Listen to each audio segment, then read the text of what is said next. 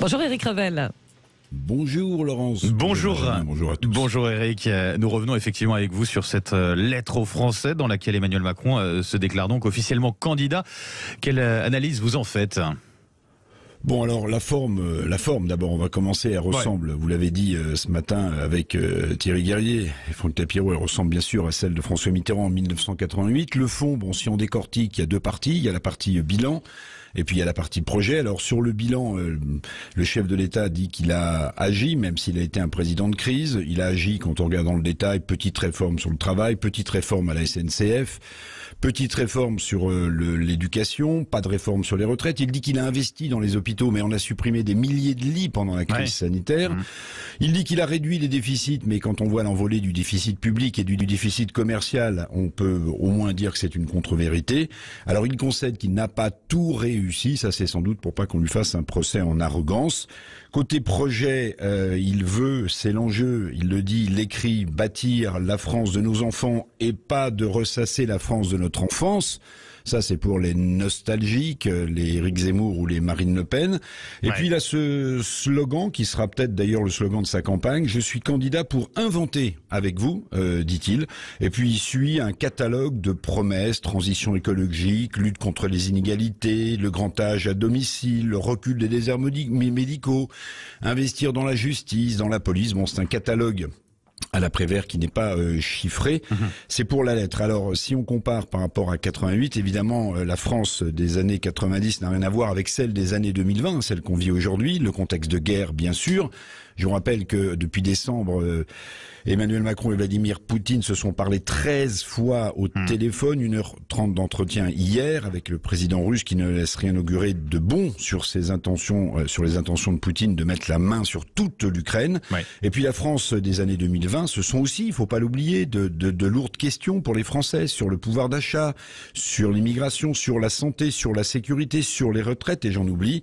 Alors qu'a fait Emmanuel Macron pendant ces 5 ans ? Il dira qu'il a été un président de crise, gilet jaune, même s'il n'en parle pas, crise sanitaire, crise guerrière aujourd'hui, mais à 37 jours du premier tour de la présidentielle, qui peut imaginer que le bilan de ce quinquennat sera réellement discuté ? Qui peut croire d'ailleurs, Benjamin, que tous les candidats, y compris Emmanuel Macron, débattront réellement projet contre projet, le temps qu'il reste, 37 jours je vous le disais, puis le contexte d'insécurité internationale ne le permettront sans doute pas. Ouais, bon, Emmanuel Macron servi par les circonstances internationales avec cette guerre en Ukraine, mais ça, Éric, il ne l'a pas choisi.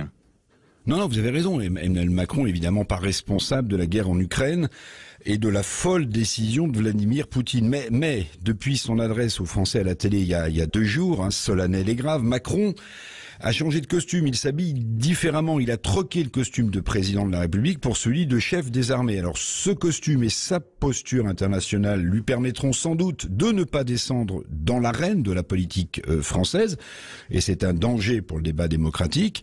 Descendre dans l'arène lorsqu'on est en guerre, ce serait peut-être décalé, mais évidemment ça tombe à pic, Benjamin, comme il tombe à pic d'ailleurs que la veille de sa déclaration officielle avec cette lettre à la PQR, à la presse quotidienne régionale, déclaration officielle de sa candidature, comme par hasard, son Premier ministre Jean Castex annonce lui la fin prochaine du masque et du pass vaccinal.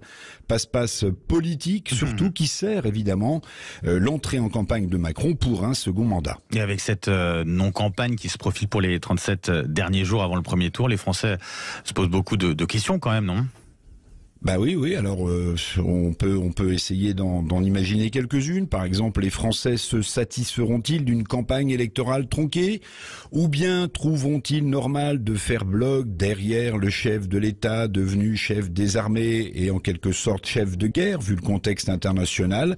Les sondages semblent lui donner raison. Vous en citiez un tout à l'heure, il y en a un autre ce matin, sondage BVA Orange, plus 5 points pour Emmanuel Macron à 29%.